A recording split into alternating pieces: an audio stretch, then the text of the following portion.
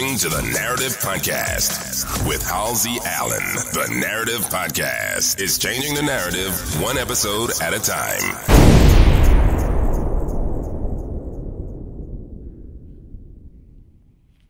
Hello, and welcome to another full edition of the Narrative Podcast.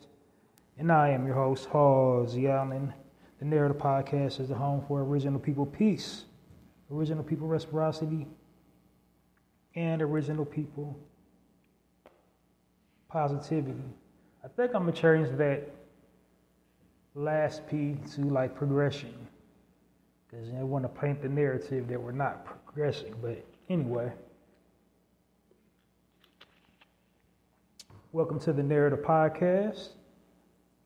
I will give you a brief synopsis of my platform for all the new people unfamiliar with my platform before diving into the content. But welcome all my narrators. We made it over the hump. It is now the weekend. 24 is whizzing by. Hope everybody's on their pivot, crushing all their goals, handling life, handling and living life to its full. But anyway, more about the Narrative Podcast. So before diving into my synopsis of my platform, got some really good news to announce, some kind of good news and then some kind of sad news as well. First the good news. Congratulations to actor Garrett Morris on a recent birthday. He just recently turned 87 years old, and he will be honored with a star on the Hollywood Walk of Fame this Thursday, upcoming Thursday. So he will be honored on February 1st from the Chinese Theater Hollywood Walk of Fame. It said Tashina Arnold is his former castmate. Tashina Arnold is going to be honoring him, be the guest speaker at his celebration or induction. He's been acting since like the late 60s, so it's truly good news. He's been in a lot of quality films and television shows, for like over 2 decades, for sure, like over 3 decades, really. But he's most notably known as the character Stan on Martin Lawrence's television show, and then also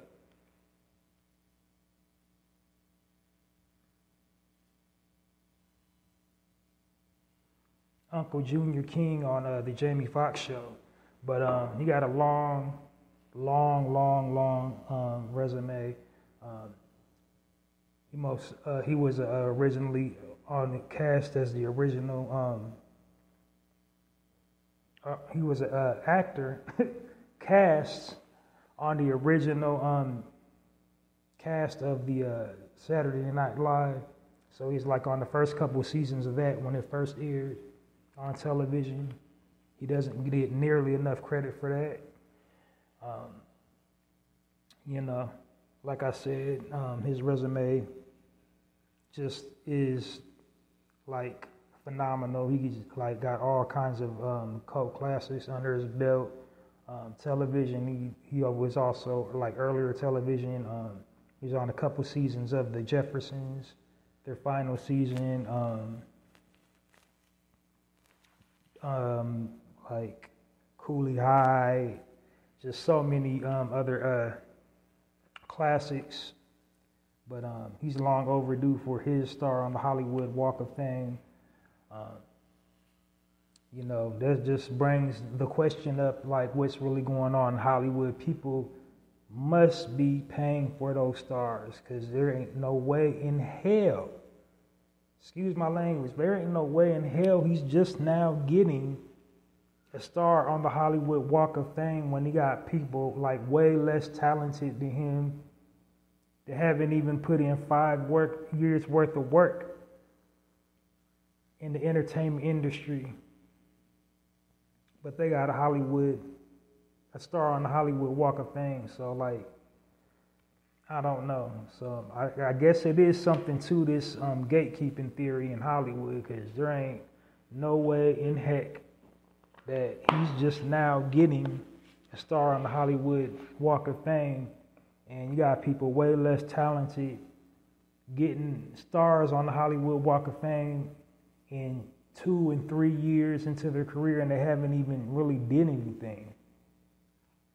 But happy for that brother, and you know, may his legacy live on, and you know, stay with us to you know, God or the higher power, whatever you call yourself believing in, is, you know, wants him to come back. But let's give a warm Narrative Podcast round of applause for our brother Garrett Morrison.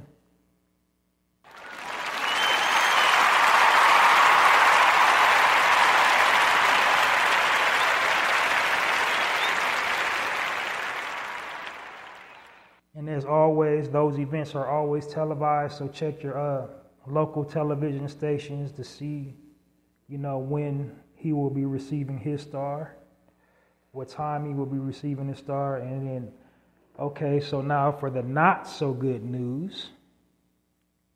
This is like a belated condolences. Okay, so now for the not so good news. It was a belated condolences to the King family. Dexter Scott King, Reverend Dr. Martin Luther King Jr.'s son passed away. I believe he was the third eldest of his children. His wife said he passed away peacefully in his sleep. So he didn't, you know, he wasn't suffering or anything like that. So no foul play or terminal illnesses have been confirmed. So no, it was just natural causes of death. Yeah, but that's still a very sad occasion. He accomplished a lot in life. He carried on his father's legacy while he was here, as well as all the King children are doing, and you know, especially his daughter. She's advancing our people by the way of finance, you know, financial literacy, opening up banks and credit unions and providing people with financial literacy. But yeah, that's a good mantle to come from. Like I can't stress it enough. He was one of our, his father was one of our, you know, most effective civil rights leaders, and his son would definitely be missed. So let's give a more moment of silence for Reverend Dr. Martin Luther King's son, Dexter Scott King Jr. Is he the third or the junior? Excuse me. I'm sorry, y'all. He was the youngest of his sons. So, but yeah. So he's just, yeah. He's not a junior or a third. All right. So now we're going to proceed forward. You know, sending Narrative Podcast, sending love, light, healing energy to the King family in this time. Now I'm going to just give you a quick synopsis of the Narrative podcast before diving into the content today. So first of all, let's start at the top. Tippy, the name, Narrative Podcast. I named my podcast the Narrative Podcast because I don't like the false narrative that the media weaves about original people and original culture. Name who is the original people and what is original culture, black people and black culture.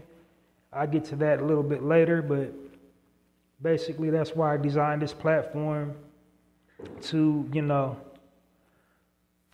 put out positive frames of reference about our people and our culture. And that's primarily what my platform is dedicated to doing, is putting out positive frames of reference about our people and our culture and spreading awareness to the listening audience of why it's important to put out positive frames of reference about our people and our culture. I think that's a good segue for my tagline, the Narrative Podcast, changing the narrative one episode at a time by destroying negative stereotypes about original people and original culture. How do we destroy the negative stereotypes? By providing positive frames of reference about original people and original culture. And that's entirely what this platform is dedicated to doing, is providing positive frames of reference about original people and original culture,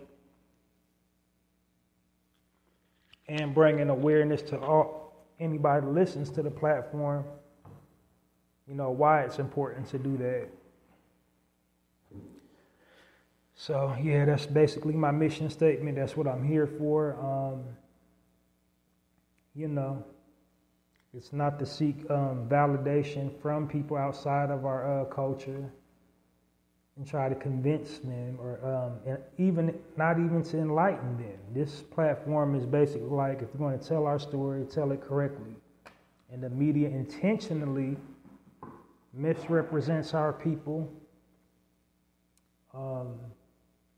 They primarily do it for money, to generate news, to circulate headlines, to sell news. Because face it, our people is the most interesting people on the planet. It's not open. At this point, it's not open for debate. Like, everybody tries to emulate us in some type of way. We got it. We got the it factor. Everybody wants to, borrow from our culture, be a part of it some type of way, absorb it some type of way, whether it's through food, whether it's through music, whether it's, through whatever music, I already said music, dancing, whatever.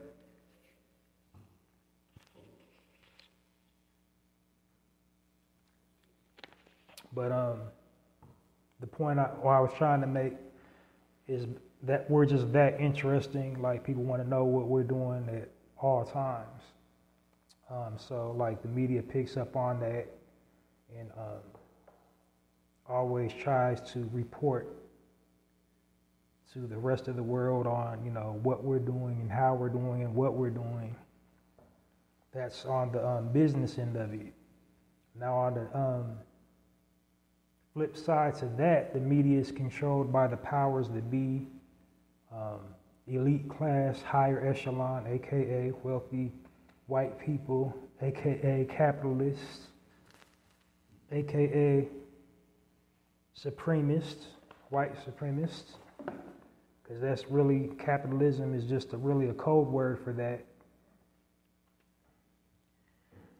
They'll call you the N-word in a minute and then ask you, did you take it personally?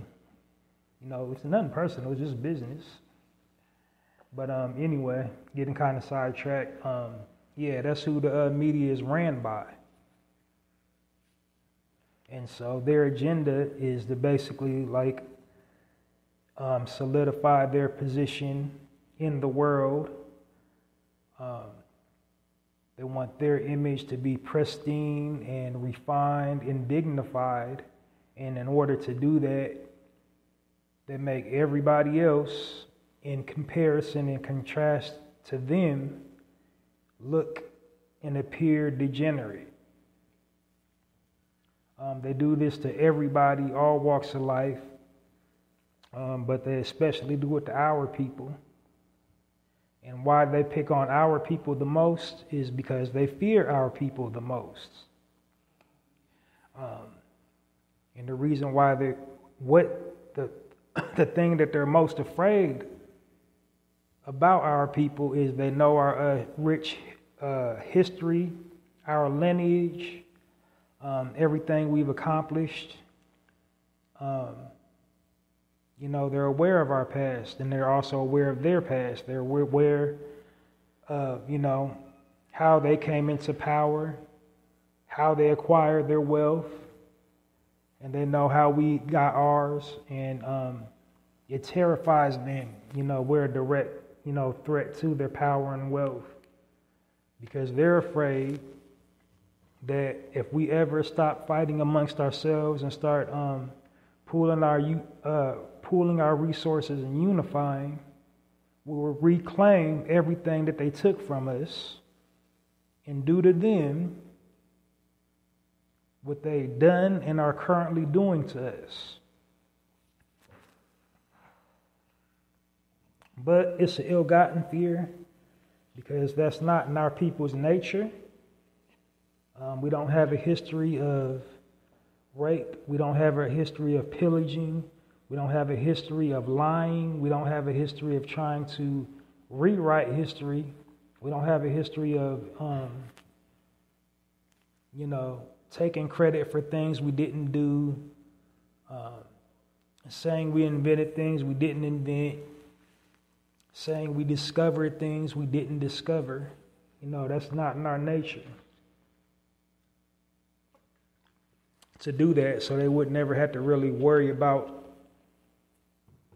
that from us. So what it really boils down is to guilt, because they know what they've done, and they're guilty big time.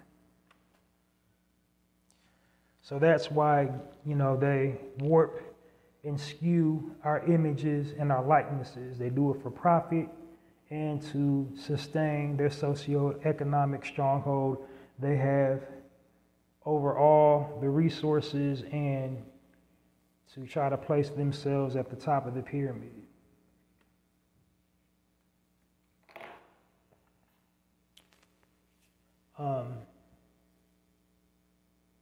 But not only that, coming to the second part of my podcast,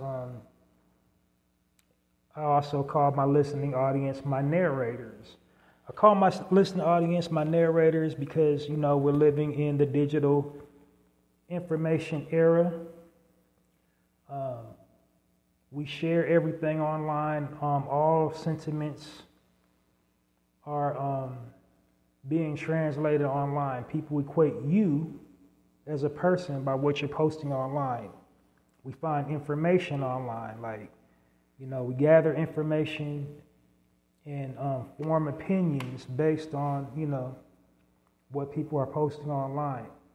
So whatever you're posting online, that is an equivalent to you as a person. People equate whatever you post to, your personality, your likes, your dislikes, your hobbies, your interests. People equate your posts with you as a person. Not only that, that's how Fortune 500 companies gather information to create content. So trust me, I'm getting a little long-winded, but I'm going somewhere with that. I want to make sure you fully over and understand all the content before diving into the content, the whole premise behind this podcast. That's why I always give a synopsis of it before diving in, so you have full context.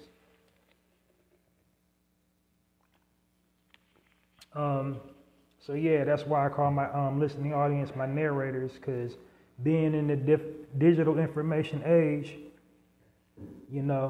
having information at the touch of a button gives you power to craft or illustrate, to tell or narrate your own story. See, we can't control what people outside of our community, the way they view us, what they think about us, but we can control what we're posting. We can't control our content online. We can't control our digital footprint.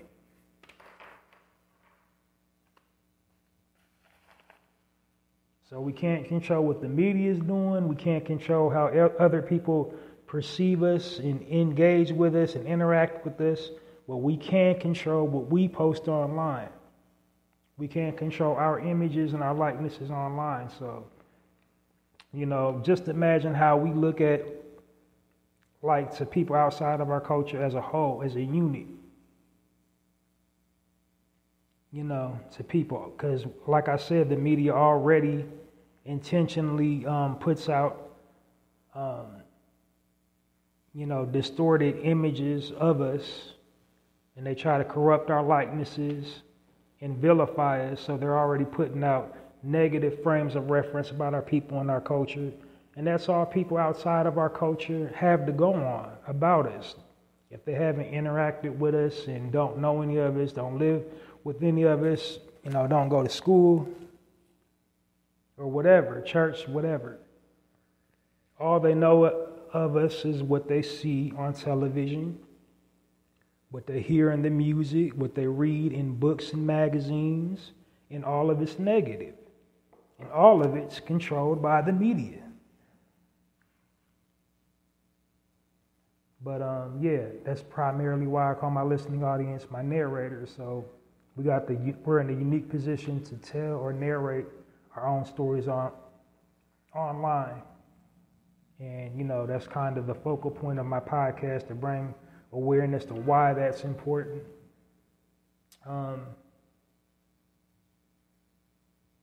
But having said all that, the media is ran by people with a horrible, wicked agenda, but at the core of it, it's a business, it's supply and demand. And us as a people, how we appear, like the things we engage in, the things we post online, the things we glorify, translates into degeneracy. And the powers that be, they create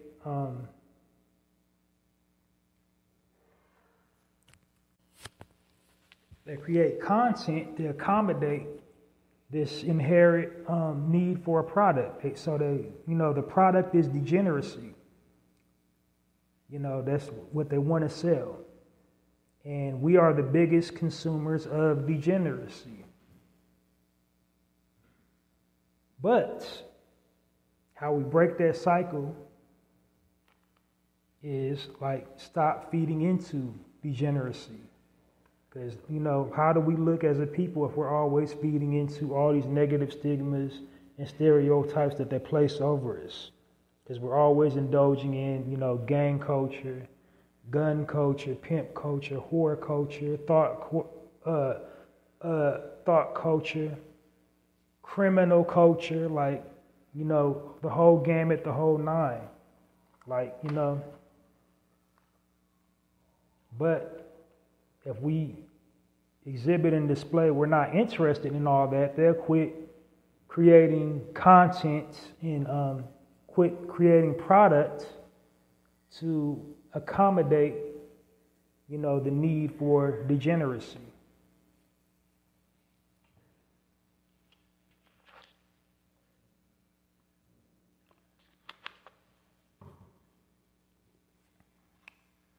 But that's just my point about that. I want to bring awareness to why it's important to share positive frames of reference about our people and our culture. So I think I got pretty much all my ducks in a row. I'm going to go into a few more misnomers about the Narrator podcast and dive right on into the content. First of all, this is a time-sensitive platform. I try not to exceed 1 hour per broadcast. And reason being is because I'm an audio platform. I I don't do video. I'm not in front of the camera, so you can't see my face. I'm just talking. I want to engage my listeners and keep them fully attentive with the content, and not basically bore you to sleep. And I and I can't do that if I'm just talking and talking without a point.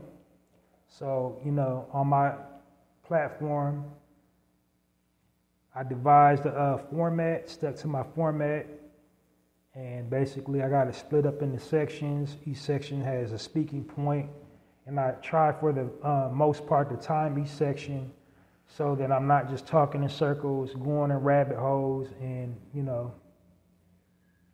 just talking to be talking. Like, that's the quickest way to turn somebody off. That's the quickest way to bore somebody to sleep. I want to engage the listeners. I want to really push my message across the importance of responsibly utilizing our digital spaces, because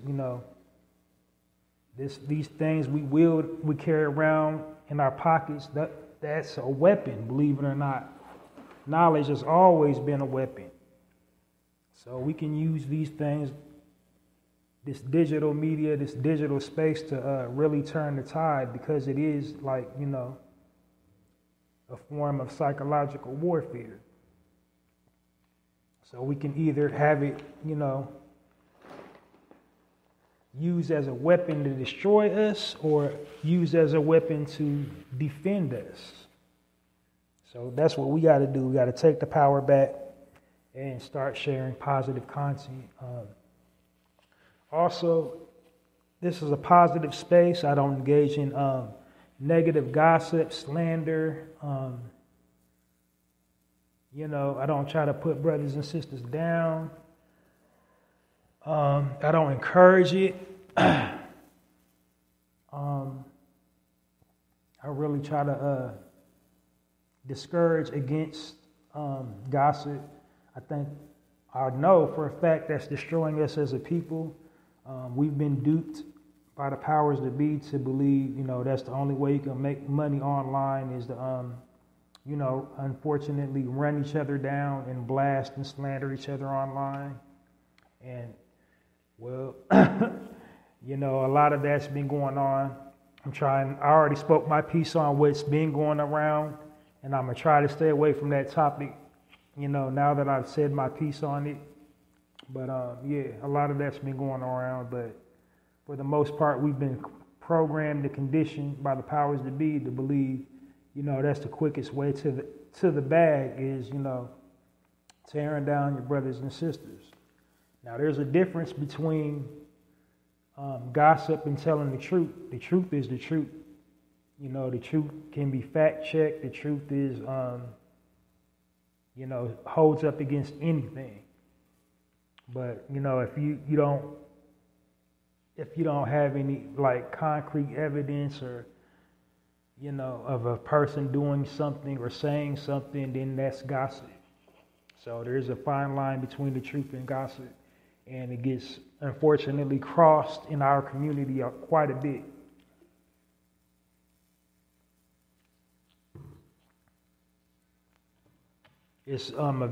Gossip is has turned into a very lucrative business. Like, we're the only people that it's targeted. No other group of people gets money gossiping, or if they do, they don't make as much money as we do, because like I said, people are fascinated with us. They want to know everything about our lives. So, but I try not to engage in gossip. I try not to engage in slander. I try not to, really condone brothers and sisters talking bad about each other, but like I said, the truth is the truth. I do try to tell the truth on here. Other than that, this is a positive space.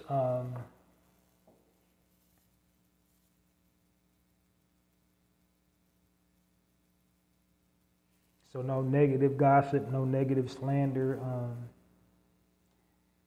More to the point, if I bring up a brother or sister's name, it's only to illustrate a point that I'm trying to make. And every single point that I'm trying to make, how I'm trying to present our people is, from a positive space. It's like, it's always, we have to do better and we need to take accountability. But, how I present the subject matter on the Narrative Podcast, I'm coming with the why. It's like, because people are really good at identifying the problem, but not really good at providing a solution. It's like, yes, we have our internal issues we need to work on. Yes, we have, violence, poverty, and we do X, Y, and Z to each other, and we react and treat each other and talk to each other this way and in this manner, and our living conditions look like this all over the world.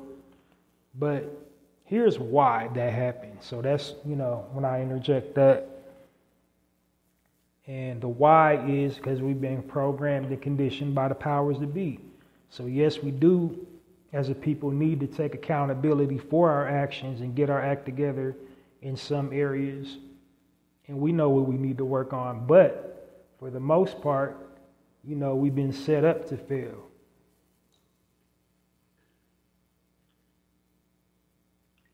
True to the fact we all have choices that we can make in life. You can go the right way or the wrong way. But, when the deck is systemically stacked against you, there's not a whole lot of options. There's not a whole lot of,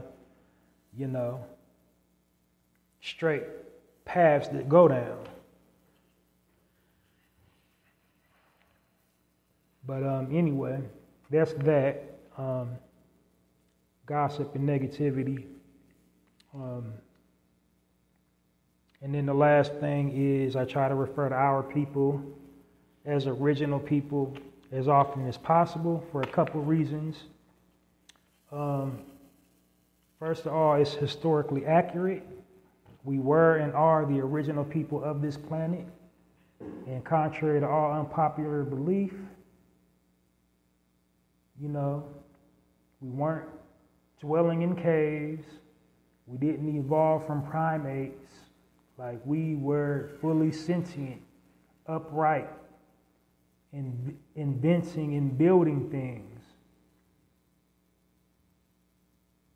We weren't Neanderthals. We weren't apes. We weren't Neanderthals. We was fully sentient, fully erect, speaking in complete sentences, not grunting. That was like another group of people.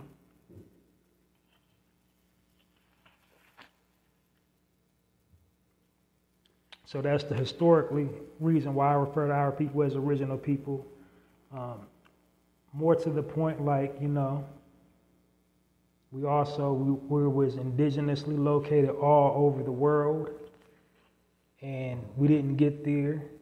Contrary to all unpopular belief, we didn't get there via slave boats. It was already indigenously, originally located in every corner of the globe. We was already in, parts of Europe, parts of Asia, in the Mediterranean, in Italy, in Greece. We was in Ireland. We was in even the North and the South Pole originally.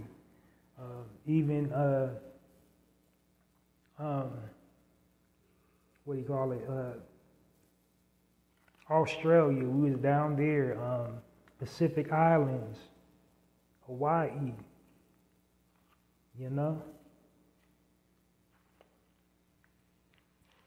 We was everywhere. And contrary to all unpopular belief, we didn't get there via slave boats. It's especially true here in the Americas. While slavery did happen for a period of time, and a lot of us did come over on slave boats in different parts of the world, that wasn't just the case. That's a false narrative that they keep trying to perpetuate about our people, that, We just like only existed through slavery.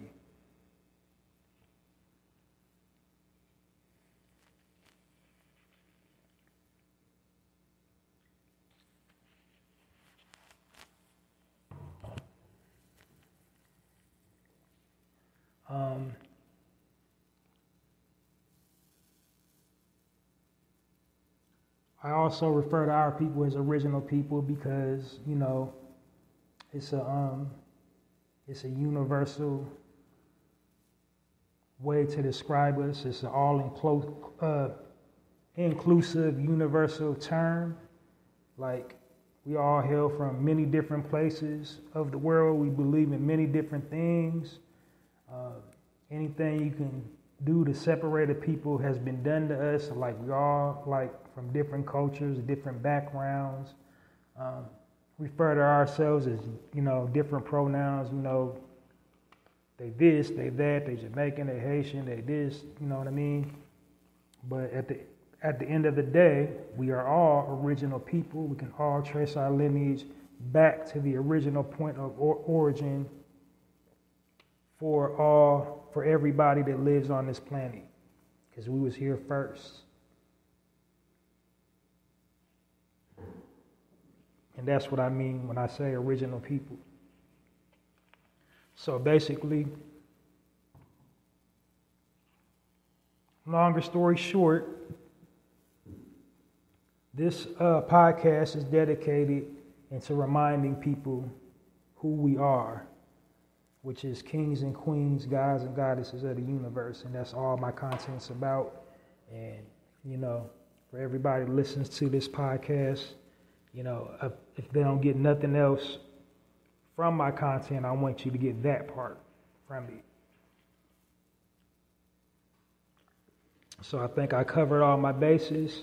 Without any further ado, I want to dive into the first section of the Narrator podcast. So this is 24. My narrators, I'm switching it up. I think I hit on something with my live feed, because I usually open up with two excuse me. I still can't say it. I usually open up with two preliminary sections, but you know, I'm gonna switch things around. I usually start off with them, but I'm gonna end with them today, because I found out, you know, it's just quicker like that. Because like I said, I try to make this podcast time sensitive, and I'll just do those sections from now on at the end of them, rather than the beginning. So without any further ado, I'm going to dive into the first section of the Narrator podcast.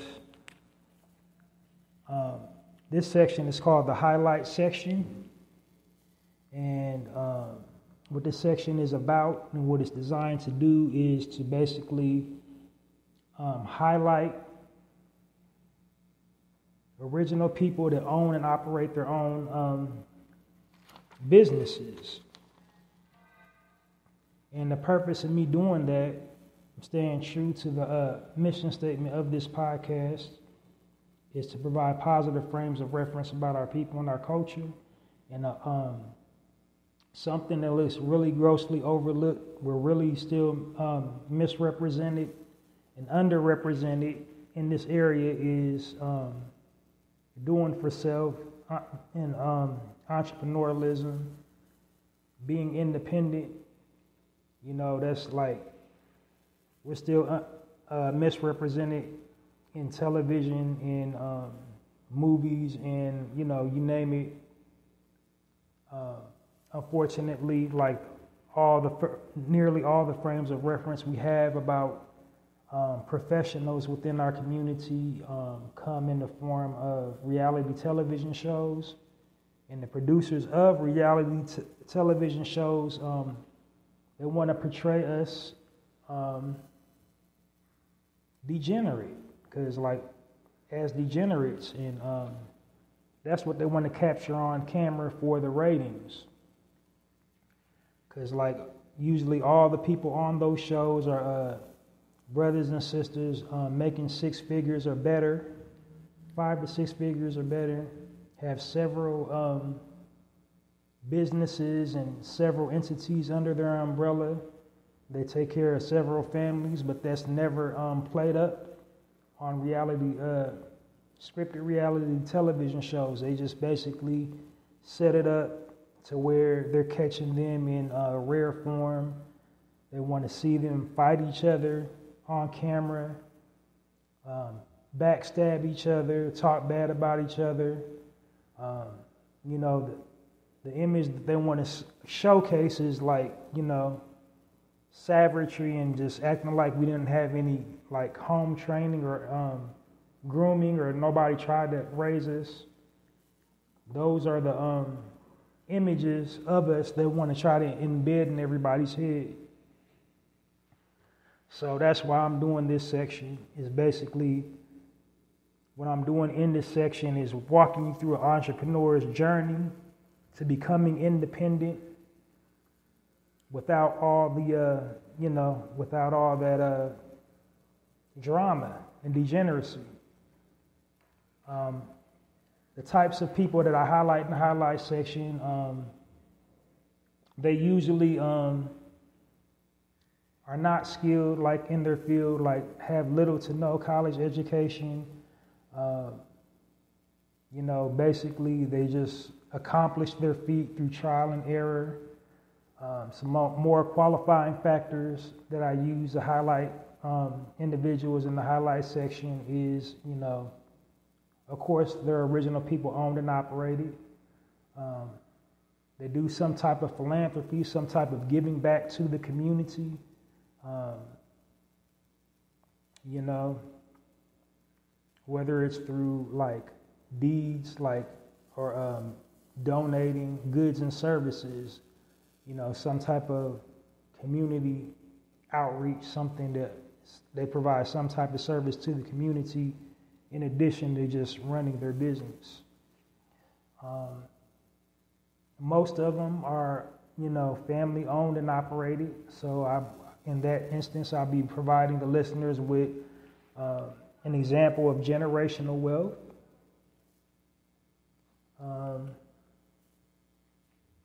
And then my last qualifying factor for the highlight section is that they align up with my theme. And this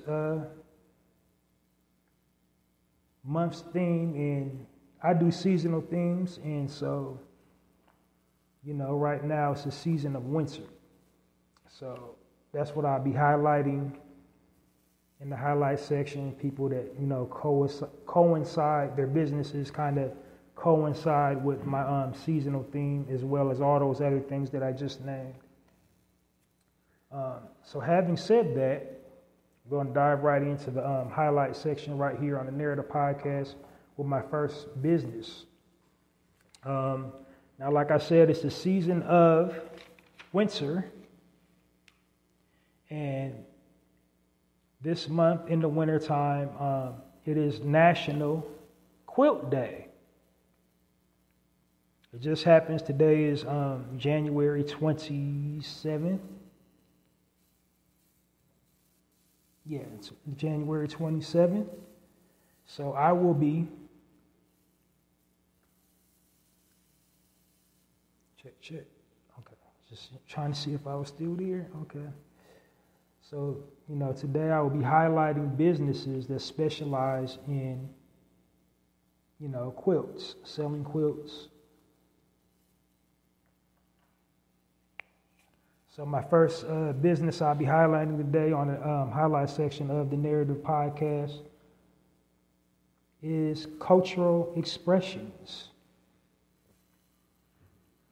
And you can go to culturalexpressions.com, follow them on IG, Cultural Expressions. Physical address is 1417 Rahway, New Jersey.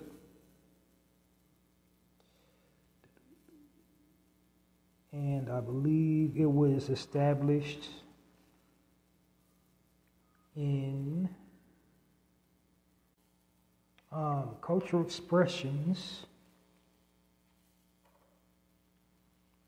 The physical address is 1417 Main Street, Rahway, New Jersey. Established in 2015 by a sister by the name of Lisa Shepard. She's a writer / designer. She became interested in sewing at the age of 12. When she got gifted her own sewing machine. From that point on, she knew she wanted to pursue textile as a full-time career. Her passion for textiles elevated after a trip she took to Africa shortly before going to college. She visited Senegal in 1989. After that, all her designs were, inspired by African art and African fabric.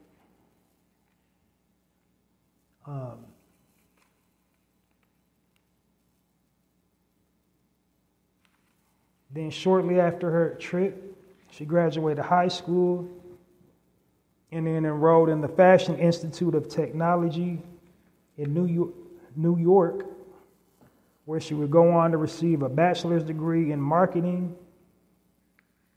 and an associate's degree in communications. After 10 years in the industry, in the textile industry, with multiple different titles and writing multiple different books and magazines. She opened Cultural Expressions in 2017. Her credits as a writer, African Accents, Fabrics and Crafts to Decorate Your Home, and a host of other books. But you can go online and read more about, her journey. What sets her apart from other, quilt making companies is she specializes in African design. So when you think of quilts to begin with, quilt making is like ancestral in nature. So like every person on the planet, anywhere in the world, they have a quilt, and their quilt is reflective of how they grew up, their cultural expressions, their cultural identity. So, it's all, custom made. So you can really absorb a history through the craft of quilt knitting or, knitting the quilt. But, she sells a whole lot of other things as well.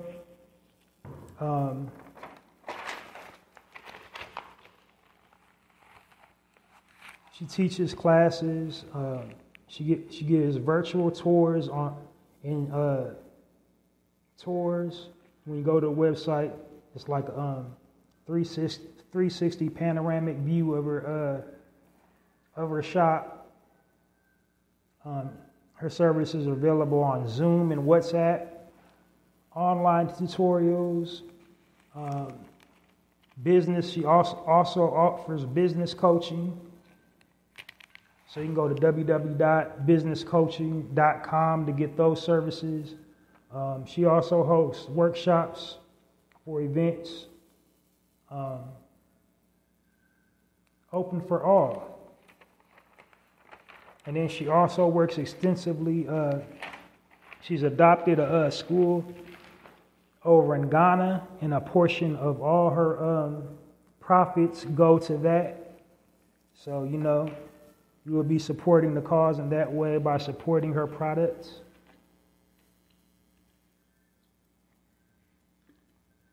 So I believe she is born and raised here in America. I didn't find anything to say she was of, African descent, like she's from Ghana. She doesn't look like she's from Ghana, but I believe she just fell in love with the continent and, got an attachment to the area that she went to go visit. But yeah, definitely go support this sister. Let's give a warm Narrative podcast round of applause for our sister Lisa Shepherd and Cultural Expressions.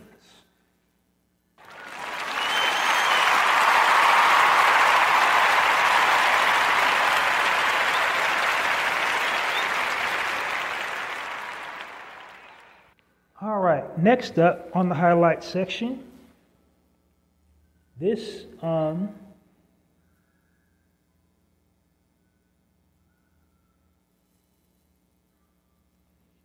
be highlighting a business called Make Do.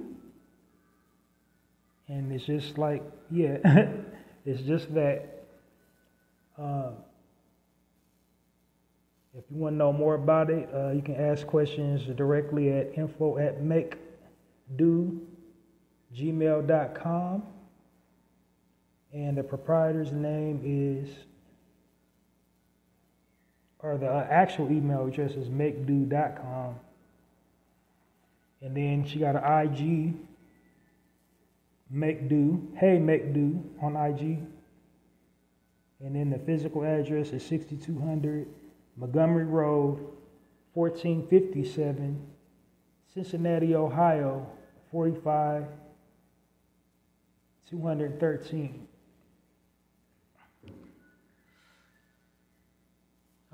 Telephone number is 513-370-3707. The days that she's open Tuesday through Saturday, 12 p.m. to 6 p.m. Saturday is only till 4. She's closed on Mondays. And the proprietor's name, I think I jumped ahead of myself, is a sister by the name of Jennifer Cox. Jennifer was raised in a family of educators. They didn't have a whole lot of time to spend with her, so she found time to keep herself busy as a youth, doing arts and crafts. She fell in love with arts and crafts. The craft that she loved the most was crocheting. So that's which kind of was her path, but she didn't do that initially. Her first job was a consultant at a firm. I'm guessing the article didn't say what kind of firm, so it was either an advertising agency or a legal firm. I believe a legal firm. It didn't say for certain. I read a couple interviews online, but that was her first job. And what prompted her to her path was a colleague, had noticed she was just immersed in her work. But then she also does arts and crafts. She boosts the morale of the firm because she was always finding out, she was one of them at work, like find out, what people's favorite snack is and would bring it just to like elevate the mood at work. But in addition to that, she also did arts and crafts. So like, she was always like making something from scratch and giving it to a coworker, whether it's like something that she crocheted or knits. And, a colleague took notice of that and basically like tapped her on the shoulder, like, what are you wasting your time here for? This is your true passion. And she took her cue from there. I'm just giving you the streamline. The story is a little bit more intricate than that. Her story is a lot more intricate than that. But like I said, this is a time-sensitive platform.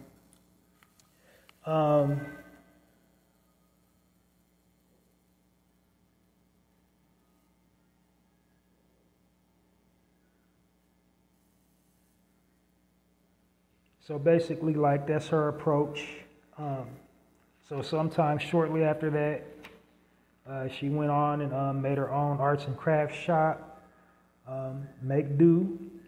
So essentially, it's a yarn and fabric kit. She sells yarn and fabric kits So basically, like, she knits quilts, like like crochets, quilts, the real super old-fashioned way. She doesn't use like machines. So she hand knits them with the knitting needles. That's how she does her quilts and all her projects at that shop. She provides so her shop is basically like a safe haven. It's more of a co-op than a business. She just created a space for people to come out and hang out and take up a hobby. She's really just doing it because she's just truly passionate about that craft. That's her goal, is to just to bring people together and give them a hobby, because everybody needs a hobby. So that's a good way to bring the community together. Her selling point is the snacks. When you go into her store, she'll be like, well, how are you doing? What can I get you today? And, she'll point them to the snack table and if you don't see something you like, I can get you whatever you like.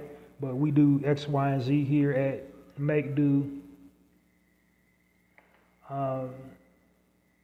In addition to, quilts, she also teaches yoga classes. She hosts a weekly book club to talk about, whatever her monthly book club, talk about whatever the book of the month is. And then she also rents her space out to various different organizations. Her main focal point is to be all inclusive from, whatever background,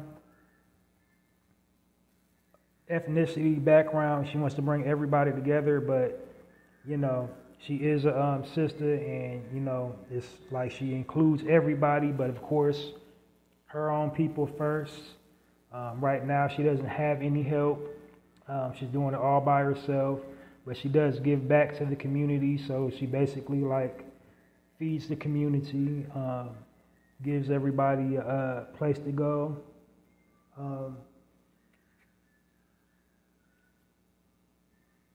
So like I said, she offers yoga classes, a monthly book club. She rents her place out. She also has a mobile, if you live in the Cincinnati area. She also has a mobile store where she's offering her services. So, yeah, I guess it would be called a satellite station, a Make-Do satellite station. But definitely creative, and she's uniting the community, bringing everybody together through arts and crafts. So let's give Warm Narrative Podcast round of applause for Jennifer Cox and Make Do.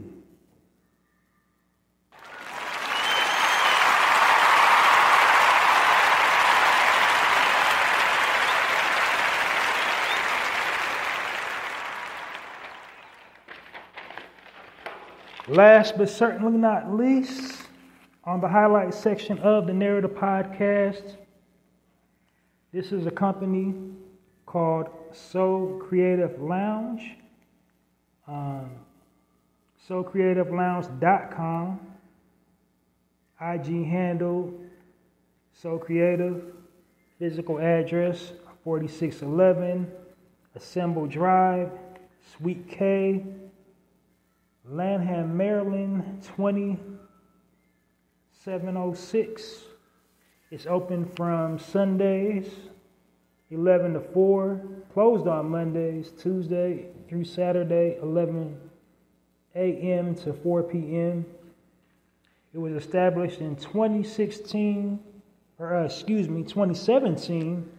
by a duo, a sister by the name of Cicely Habimana and Tisha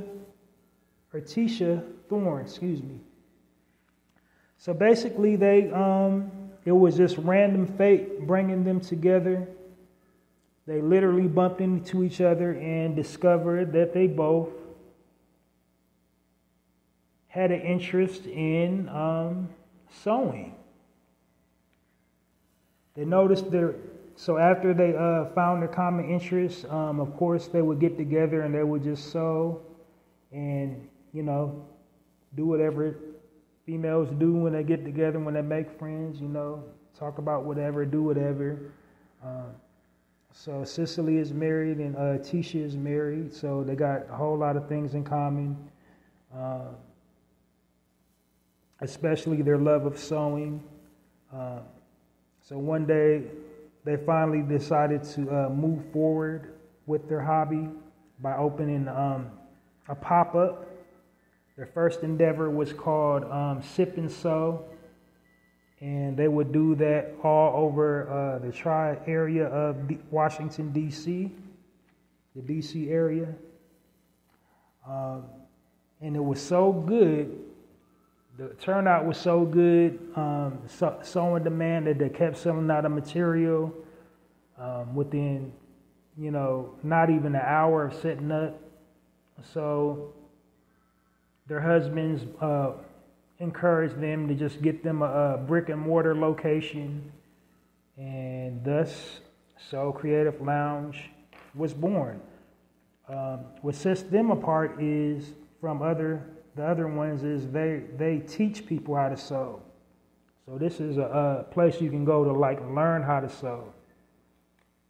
I don't know about you all, but when I was going to school, it was mandatory that, for an elective at some point, whether it would be in high school or middle school, that you had to take home ec. And in home ec, you had to learn how to sew. So guys had to take home ec too. But yeah. So I can kind of relate to that a little bit. The need of knowing how to sew. I believe they also teach GIs how to sew in the military.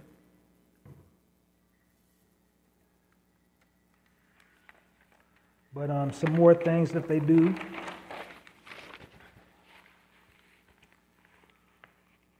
They have public sewing. They sell fabrics, supplies, and kits. They offer adult sewing classes, children sewing classes, trips to Ghana, trips to South Africa.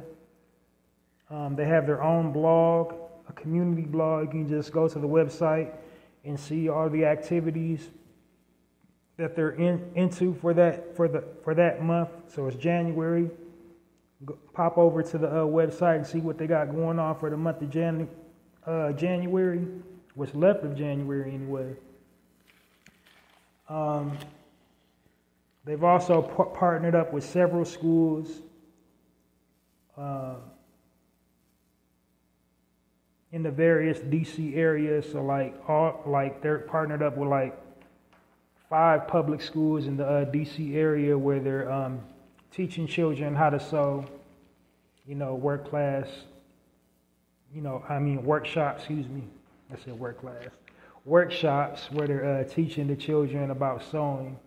So they're offering a community service. They're, living their dream, passionate about their craft, and providing a service as well.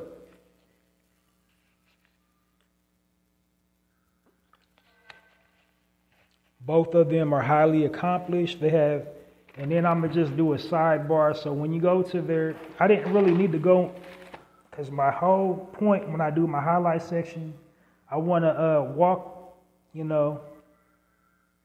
the listeners through an entrepreneur's journey. I want to give you all the highlights of their life, the highs and the lows, what presented adversity, how they came up with the funding, and where their focus and where their drive is. But I gotta tell you, all you really need to go to for this one is go to their website, and you will see how intricate they set it up. So it's literally any question you want to know is right on the website. And that's really if you're inspiring to have your own business, set your website up like that, because people want to spend their money with businesses they, are familiar with. So the more detailed your website is, the more likely people will do business with you. Because a lot of them just have their website, their hours of operation, and nothing else. It's just like got the product, and then they're just like it's sterile. But they got a whole vibe going on their website. So that will be it for the lovely sisters over at Soul Creative Lounge. Join me into giving a warm Narrative Podcast round of applause for Miss Cicely Havimana and Tisha Thorne at Soul Creative Lounge.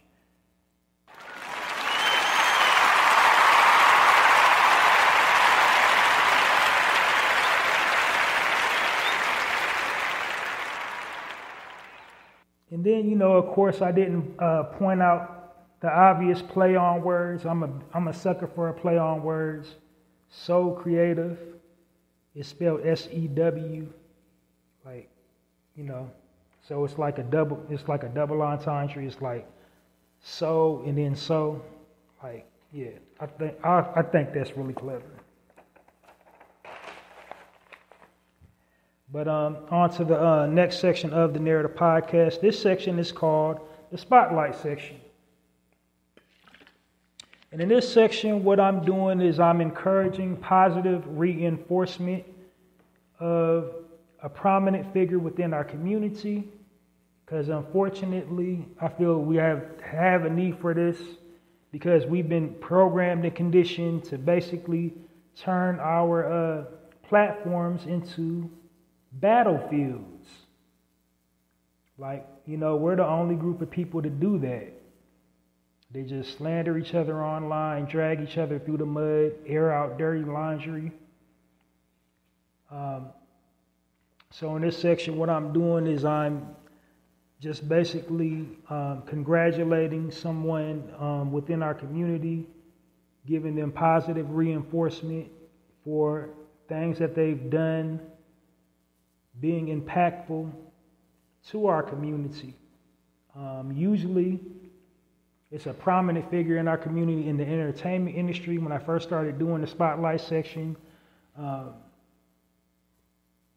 but since then, I've just been spotlighting regular people because I want to try to get away from the negative stereotype that all we know how to do is entertain. But usually, I used to cover like entertainers, recording artists, athletes, actors, actresses, YouTubers, Facebookers, TikTokers, whatever, whatever people, wherever you get all your hits and your likes from, as well as sometimes religious leaders. Well, religious leaders isn't really a celebrity, but, basically, I would spotlight anybody making an impact in our community in a positive way, through their art form, through their contributions to our community, speaking on our issues publicly and unapologetically, or doing some type of outreach, helping the community some type of way through resources, through, our children, homeless, or whatever issues we got, using their platform to address that. So that's who usually gets a spotlight on the Narrative Podcast.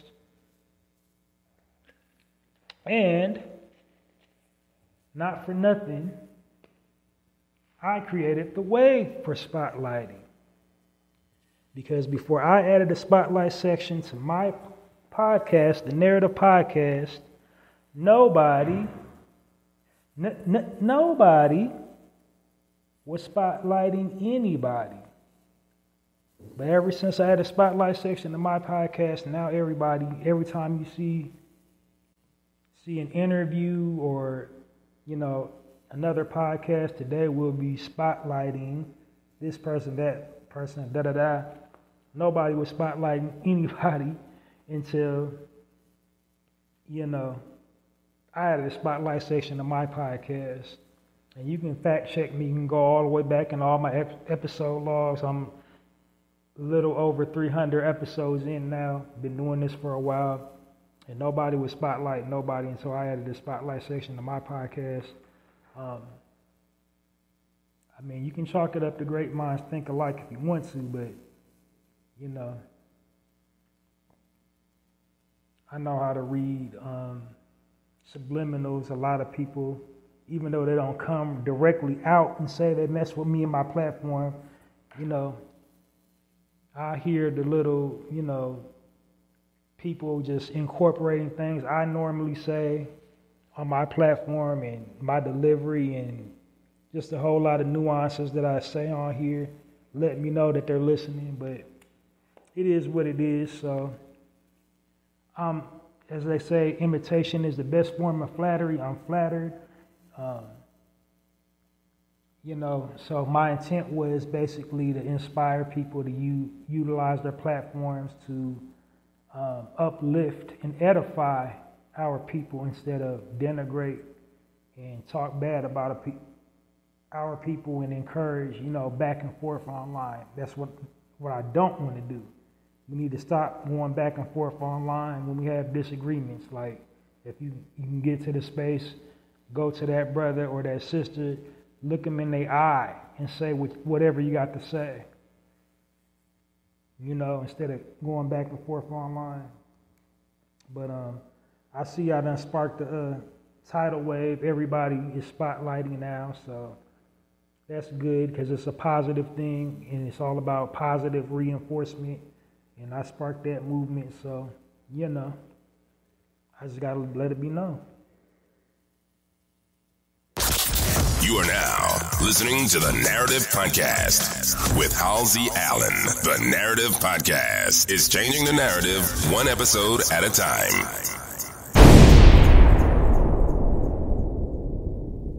In a real way. All right, so today on the spotlight section, we will be spotlighting a sister by the name of Cheryl Ann Wallington. And Cheryl is a fashion stylist expert extraordinaire. Her work has been featured on in magazines like Vogue and all on the New York fashion district. She's worked with every major fashion house you can think of. You know, she's like all those European fashion designers. She's done work for them, like, you know, the Versace house, Loren, everybody. She's also a highly recognizable stylist in Hollywood. She's styled like every celebrity out of our community you can think of. So she's got like 30 plus years in the game. But spotlighting her today because she is the founder of a nonprofit organization called Evoler House. And what that is, it's a nonprofit organization from young ladies between the ages of 13 to 18. And what that does, they offer financial literacy, digital literacy, workplace readiness skills, and, you know, female grooming habits. They also talk about, you know, how to form meaningful work and personal relationships for everything a young lady between those ages like need to know about. They give school supplies. They get young ladies ready for college, to transition into college. Middle school, going to high school, and then the high school is going into college. That's what they transform. Get the young ladies ready for. They also, you know, teach etiquette, like how to, you know, eat at a restaurant and stuff like that. And, you know, just everything a young lady needs to know instead of, you know, twerking and all the crap that's going on social media right now. She really teaching young ladies how to be refined, dignified, and to carry themselves with class. That's what that program is all about. And I feel that's what's lacking in the culture. Because, it's like they're getting raised to be thoughts, not, future wives, dependable girlfriends.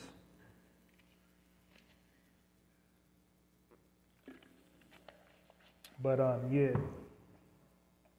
So she just teaches the young ladies sophistication and decorum and basically how to present themselves in public and to the world and get them ready for the world. Is, providing them early year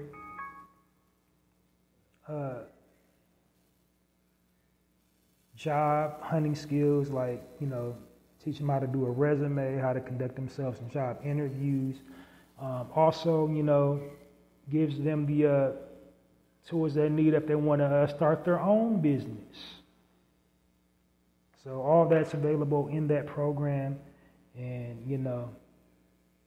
I felt that need to be talked about, and she definitely need a spotlight for all of her, contributions to the culture and, for that nonprofit organization. So join me in giving a warm narrative podcast round of applause to Miss Cheryl Ann Wallington and Evoler House.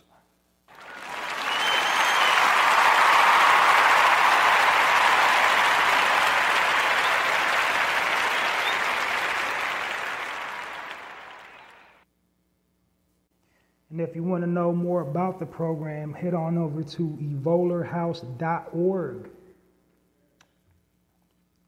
So if have any young ladies, might benefit from the program, or you want to, do your part, they also take donations as well. So go check them out, Evoler House.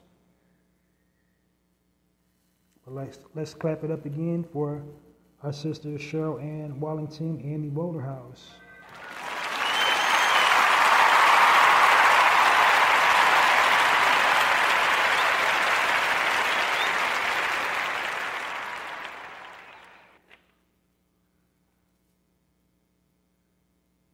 All right, moving right along. Next section here on the Narrative Podcast is the health and wellness section. And health and wellness is just how it sounds. I'm going to be talking to you today I'm going to be sharing health and wellness tips. And the health and wellness tips that I will be sharing today jumped ahead of myself. The reason I feel I need to share health and wellness tips is because, they're putting things in. The reason I need to share health and wellness tips is, our health in these times that we're living in now is extremely compromised. They're putting things in the air, in the water, in the food. And as I said, they're also damaging our mental health with the type of content on the internet, the news, television, movies. So a combination of all that, you need to be in total body wellness at all times. Everybody does, but especially my people, original people, because, we are the primary targets for all this. And a quick disclaimer before I go on with the health and wellness section. The Narrative Podcast is for everybody that listens to, no matter what walk of life you're from, no matter what your ethnic background is, whatever religion you subscribe to. You're more than welcome to listen to my content. But just know this, my niche or my target audience is my people, original people. So all the content on the Narrative Podcast is, from an original person's perspective, especially in this one, especially this section. Because, religion teaches us that we're all, the same, but we're not all the same. We all have intricate differences. We all have a unique, composition, a unique genetic makeup, and, things trigger us in different ways. We all have unique dietetic needs. We all have unique cultural things, misnomers within our culture that, that other people don't. So we're not all the same. So why would I think that something that will work for another group of people health-wise will work for me? Because there's just certain things I can ingest that other people can't, and vice versa. And then, as far as religious and spiritual practices, we're definitely all different. Different as night and day. You go into any church, mosque, monastery with a certain group of people, whatever your spiritual or religious practice is different. So while it'll be helpful to my spirit to practice in that way, it'll be hurtful in your, spirit to practice in my way, and vice versa. And then, of course, with the mental health aspect, we all culturally have different emotional triggers. And all our emotional triggers are, ethnic and cultural. So things that just culturally trigger my people, we need to, do certain things to, keep ourselves in a good mental space. So, I just want to clear that up. Like, all these health and wellness tips are really for my people, but if you get something out of it, just like if you get anything out of my content that you feel you can use or you feel you learn from, or I've enlightened you or enriched you some type of way, then that's good. But just know that all the content on the Narrative Podcast is aimed toward my people and really for my people. But you're more than welcome. We're happy you're here to have you here. But don't take it personal. It's just like, yeah.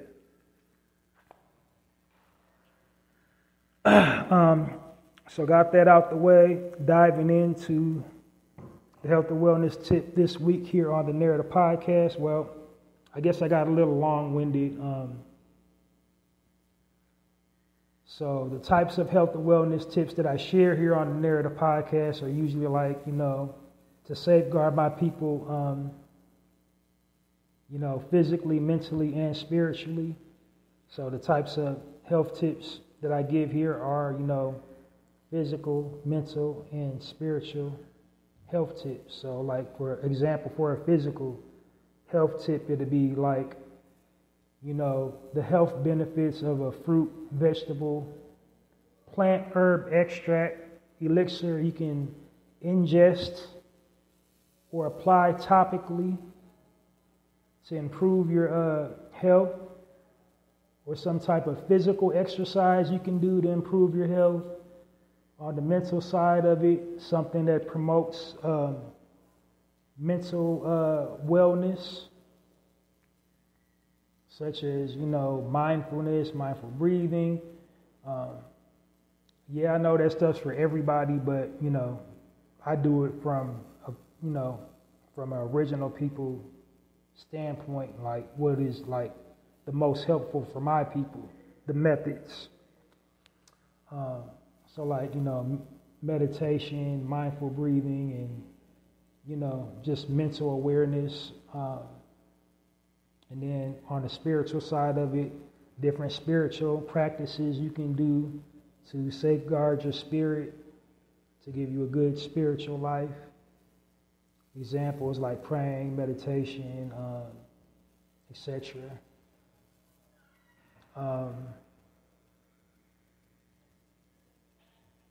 And then also, every once in a blue moon, I throw in a curveball. Like I talk about, quantum law, divine law, law of attraction, just esoteric type of stuff.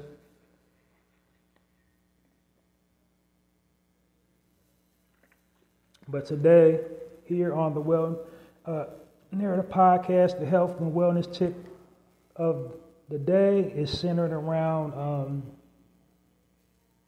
more on the mental side of it.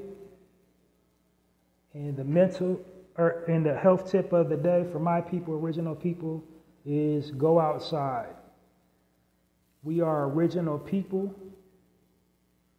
And for us, out of all the people on the planet, we have a really unique divine connection with nature. And for us to be operating at peak optimal efficiency, we need to be around nature as much as possible. So we need to be connecting to the source. We have all kinds of distractions these days. We got the TV, we got our cell phones, we got video games. People really don't want to come outside. Like, I can't even remember the last time I heard somebody talk about going camping or going hiking in our community. But you need to go outside, absorb that sunlight, absorb that nature, just get around nature. And what you'll find is your mood will elevate. You'll become more intuitive as well. Just develop a keen sense of intuition. And really just find your balance being around nature. And this will help improve your overall health. And y'all probably want to laugh, but for real, if you got a tree on your property, or like trees in your neighborhood, just sit under a tree, like touch a tree, hug it, like literally, like in the like a derogatory term for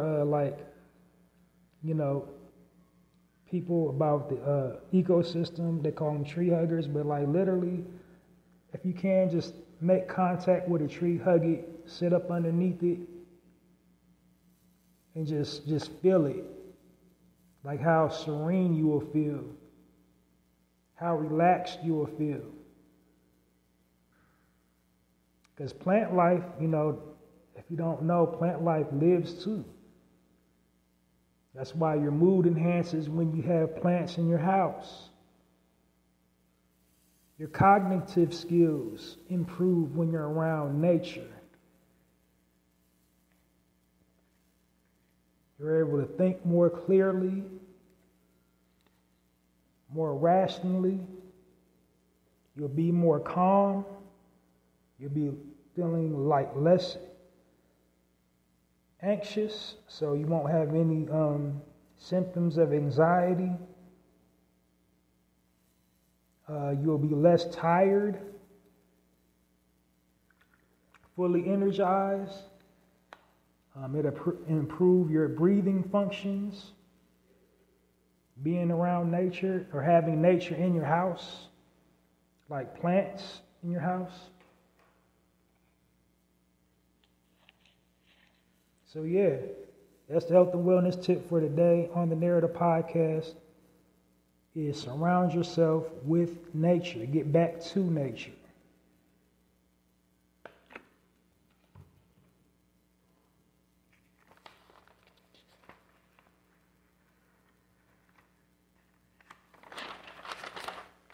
All right, next section here on the Narrative Podcast. This section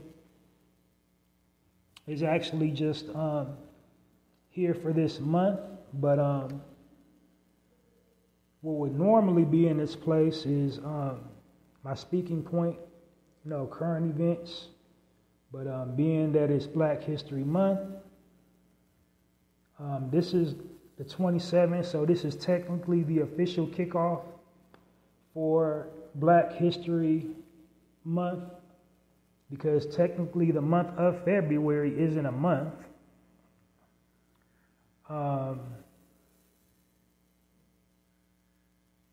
But yeah, so all over the nation right now, celebrations are happening this week.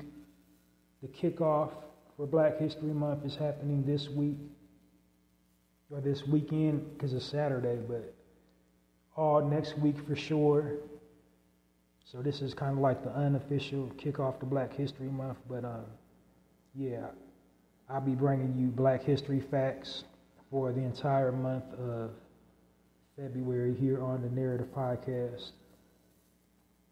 Unless, like, I'm not here, like, we don't know. Anything can happen. But anyway, as long as I'm here, I'll be giving you a Black History fact. And did I write it down?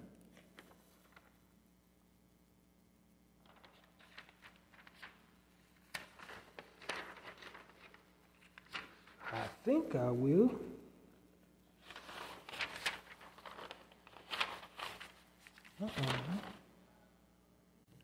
All right. So, Black History fact of the day. Want to be talking, being that it is Black History Month, we're going to talk a little bit about the gentleman that is known as the godfather of Black History Month. And the brother's name is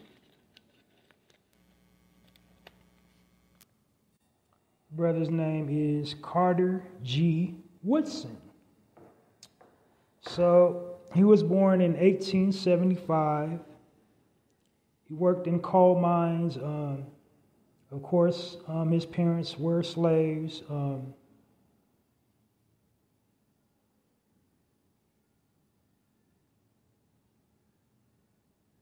He also fought in the Civil War, highly intelligent, and he would teach the illiterate soldiers, like he would teach them how to read, and he would read to them, like read their mail and stuff. And of course, we had our own forces, but like he did it for the Caucasian soldiers as well.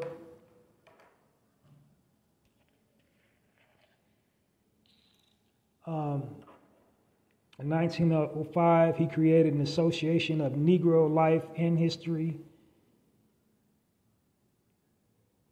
Or 1915, excuse me.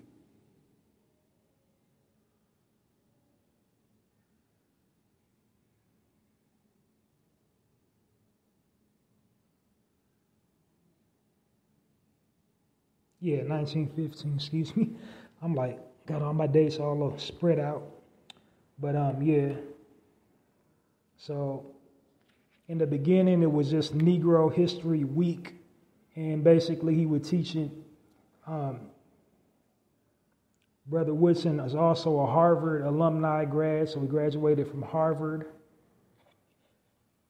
He's an Ivy League grad, but he went on, of course, to become a teacher, and he basically taught, about our people, his people, about their people, and, created a whole little thing. It was just in that state that they were located. And then Negro history really caught on on Howard University, is what really ignited that, all the dorms on Howard University. But yeah, he's the godfather of Black History Month.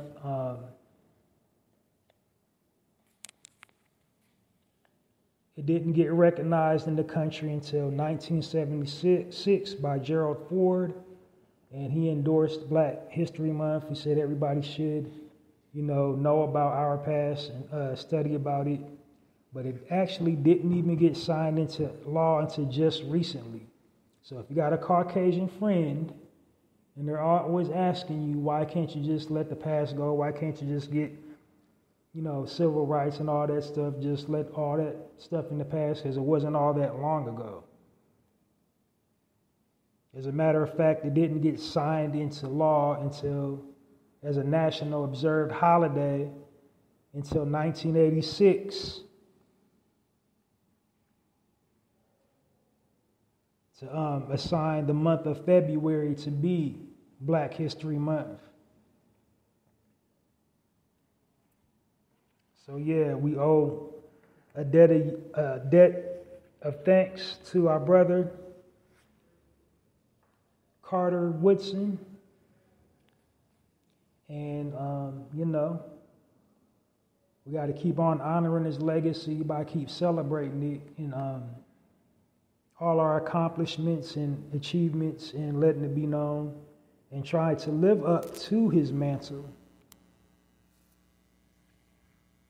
in all areas of life, not just, scholastically and financially, but just carrying and conducting ourselves, with decorum and grooming in class.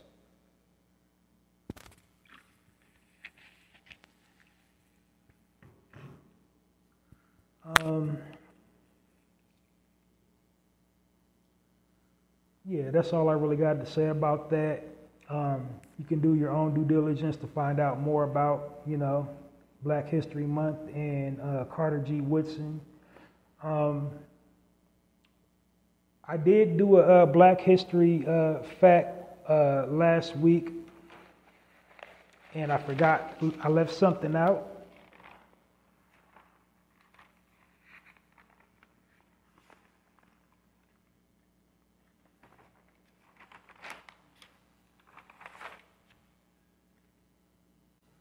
Yeah, so I did a Black History fact about a young sister by the name of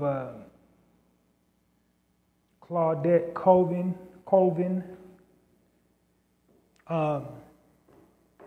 And that for those that don't know, she preceded Rosa Parks, and she was only 15 years old. Like, she refused to give up her seat before Rosa Parks did. But a really important thing that I forgot to include in her bio is, she was guided by the ancestors.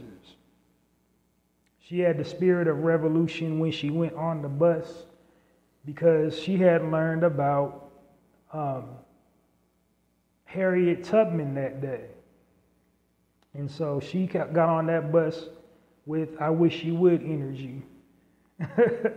So she was not having it, but I kind of overlooked that fact when I was covering her earlier in the week, Thursday, when I did my weekday presentation of the Narrative Podcast. But I just kind of overlooked that fact, but I felt that was really important. But that'll do it for the Black History Fact of the week here on the Narrative Podcast. On to my next section.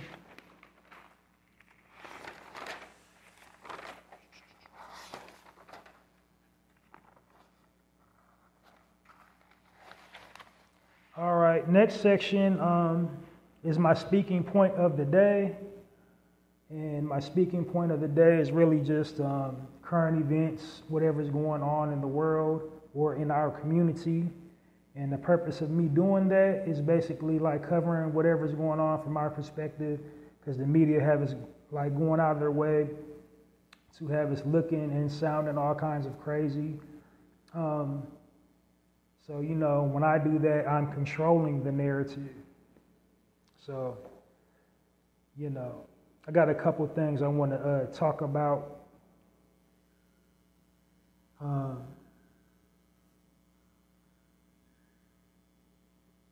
So, Biden's big plan to stay in the running is to offer HBCUs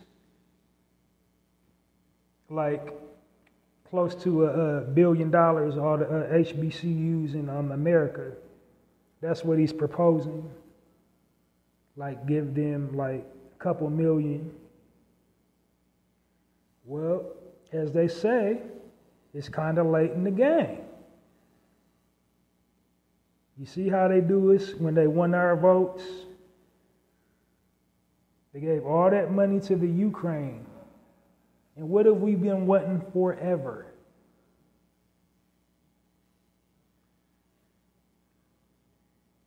So, for all those that believe in diplomacy and democracy, do your due diligence, get out of your feelings and get into policy. Like what candidate got something in it for your people on paper?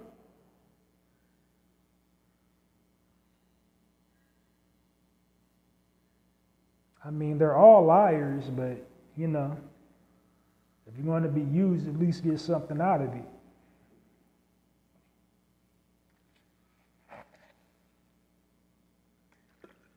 And quit being loyal to these parties, to the Democratic Party, to the Republican Party, to the Independent Party, and just be loyal to your own people like everybody else is.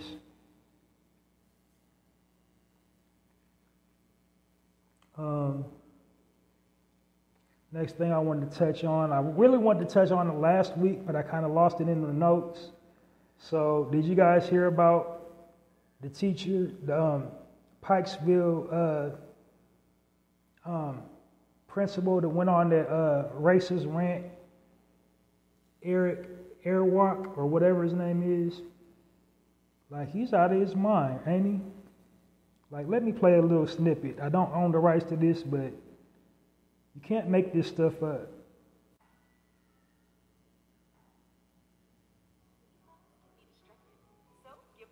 In the area, listen. I seriously don't understand why I have to constantly put up with these dumbasses here every day. Between these ungrateful black kids who can't test their way out of a paper bag, or these teachers who don't get it, how hard is it to get these students to meet their grade level expectations? Florence and Ravenel should have never been hired. And don't let me get started on DJ. I'm going to drag his black ass out of here one way or another. I'm going to get something to stick. I'm just so sick of the inadequacies of these people. And if I have to get one more complaint from one more Jew in this community, I'm going to join the other side. Well, So did y'all hear that? Y'all heard it right. So yet another example of why we need our own schools in every grade level, our own colleges, our own vocational training facilities, for that very mentality from a lot of staff and faculty that harbor this displaced resentment towards us. Now, yes, he did say something about the Jewish community as well, but the bulk of his anger and discontentment was towards our children. And there's no real way to keep them safe from people like that. And the dangerous part of people like that is you can't see it in their expression. You can't tell by looking at them that they're that way. The only way it comes out is in a rare moment just like that, in a fit of anger. Their true feelings bubble towards the surface. So, yeah, that's it and that's all. That's my speaking point of the day. And moving on into, which would normally be my very last section, I got two preliminary sections after that, and then I'm done. My last section of the day is my final thought. My final thought or final word of the day is just an intellectual thought. Just something, a wise word of wisdom, pearl of knowledge, a jewel, whatever you want to call it, something that will inspire you to think critically and reflect. That's the purpose of my final thought of the day. Final thought of the day kind of changes back between final thought and final word. But today's final word is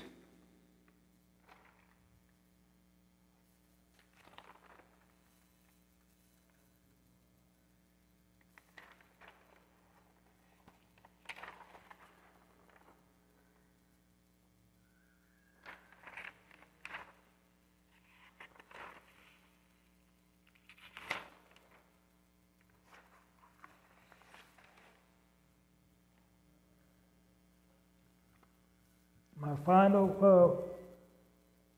word of the day is be selective. You need to be selective in everything you do and make a good selection.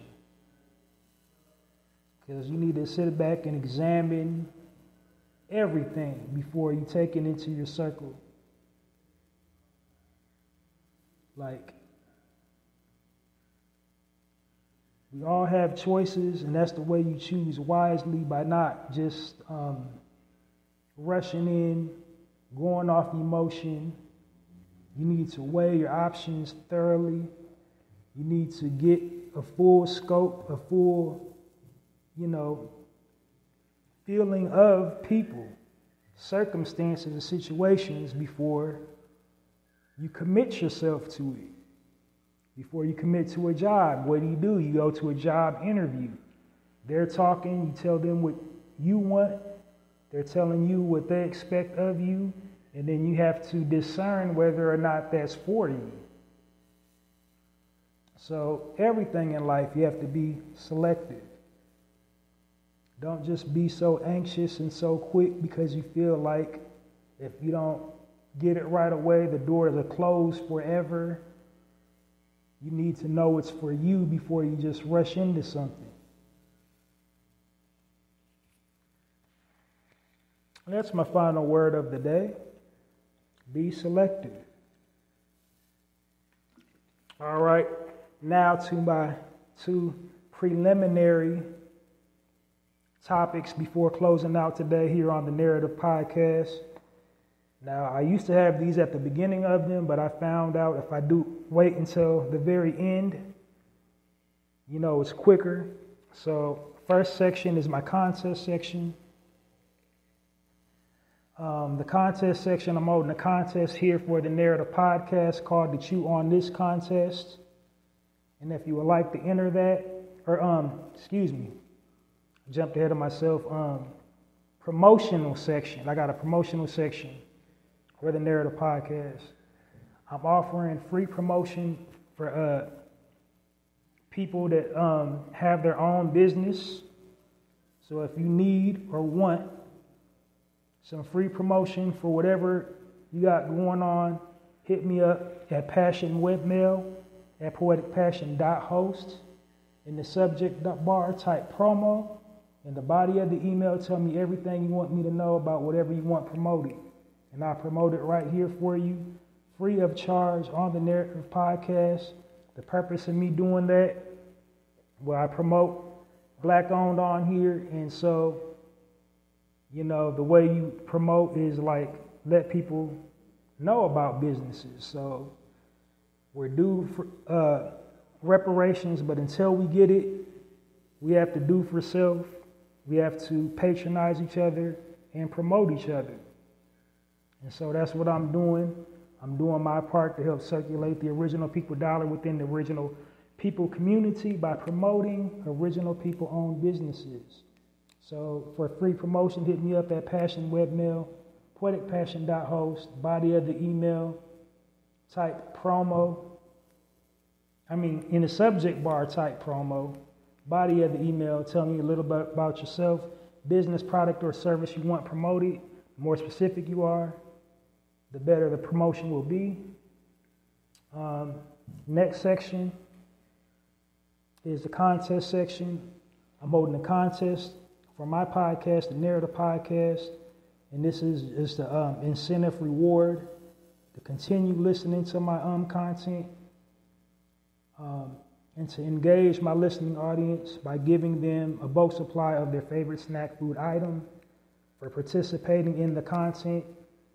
And the contest topic is share your most recent shopping while black experience. And to enter this contest, hit me up at passionwebmail, poeticpassion.host. In the subject bar, type chew on this / shopping while black. If you don't want to type the entire word shopping while black, you can type SWB in all caps. Now,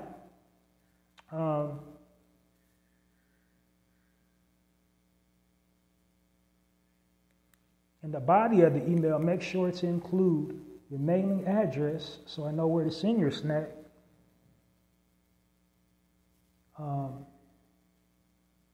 Your most recent shopping while black experience. And then also,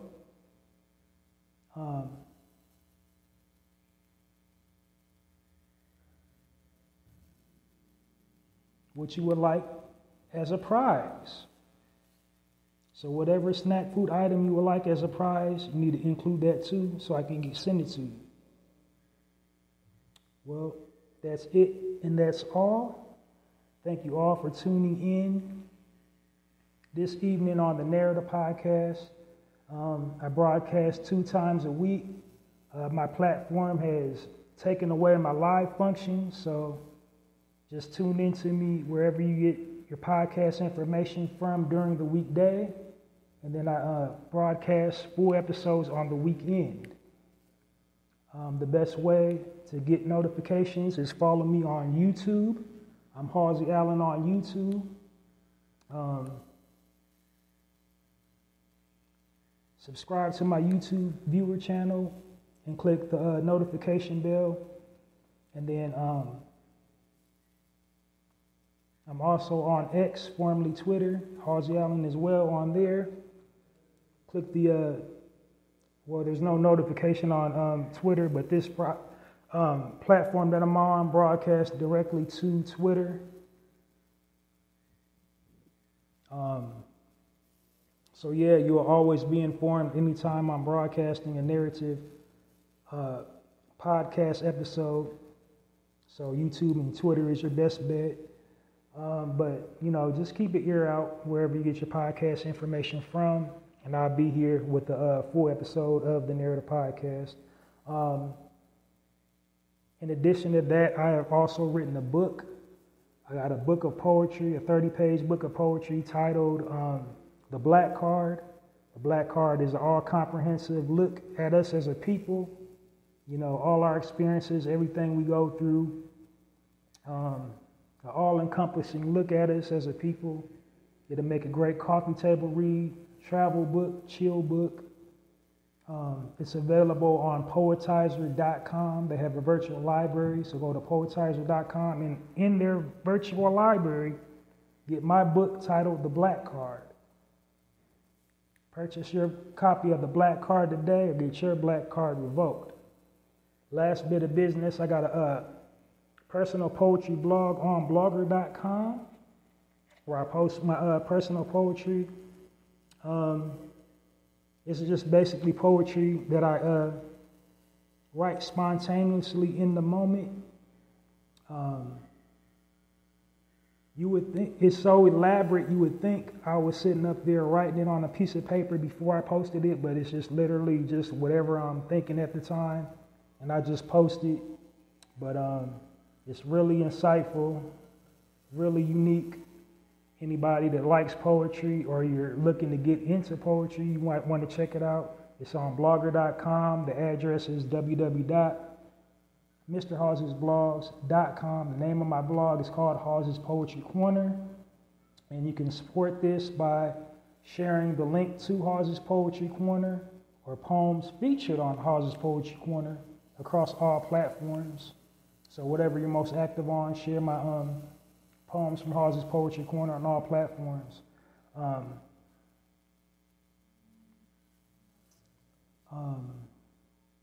Yeah, and that's basically it. That's it and that's all. Thank you all for listening to another episode of the Narrative Podcast. Tune in this weekend for a full edition of the Narrative Podcast. Check me out this week sometime during the weekday. I never know what days exactly that I will have free to do a broadcast during the weekday, but just keep on checking me out. I broadcast 2 times a week, usually during the weekday or the weekend. I'll let you know if something changes, but this weekend for sure, check me out for another episode of the Narrative Podcast. And that's a wrap. Thanks for listening. I'm Halsey Allen, and I'm changing the narrative one episode at a time.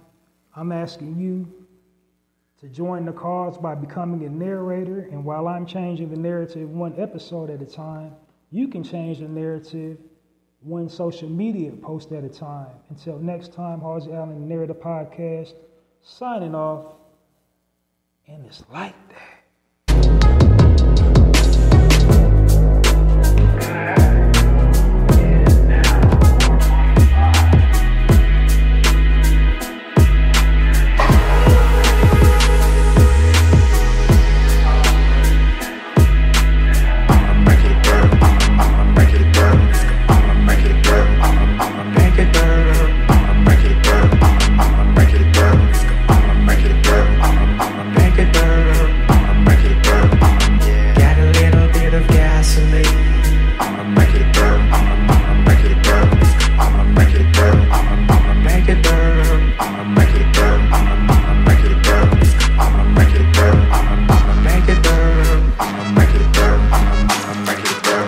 I'ma make it burn.